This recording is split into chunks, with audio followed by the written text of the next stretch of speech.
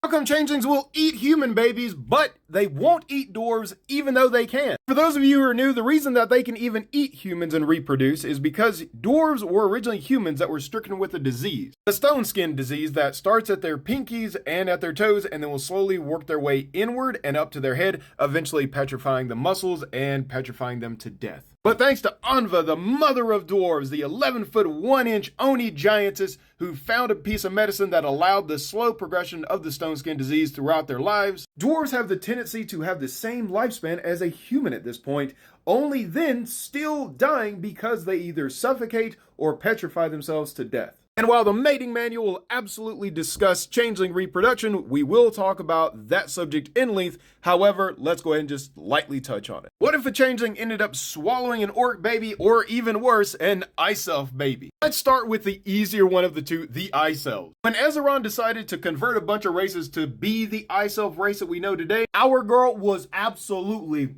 cooking that day. Because ice elves, their fluids have the ability to give first-degree burns if you get their liquid, whether it's spit, jizz, even their blood runs that hot because of the environment that they have to survive in. So if a changeling was like, I'm gonna go ahead and eat this baby, bloop.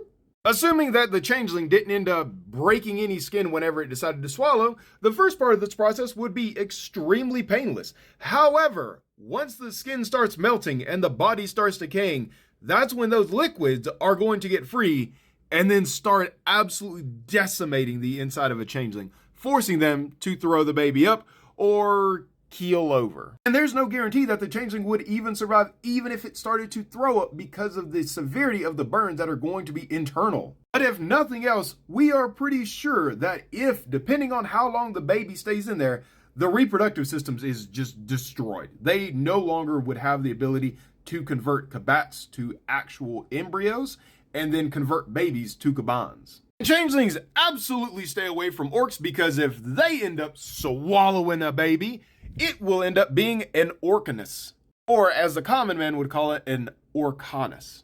And I'm assuming the astute students out there that you are can put two words together, orc, arcane. So imagine a classical orc from like Warhammer, now imbued with a lot more magic and with the ability to partially transform with lessened, keyword here, lessened mental regulatory factories in their head, meaning they're a lot more aggressive, even more so than orcans. Their critical thinking skills are not there, and almost every documented case of the orcanus have bipolar.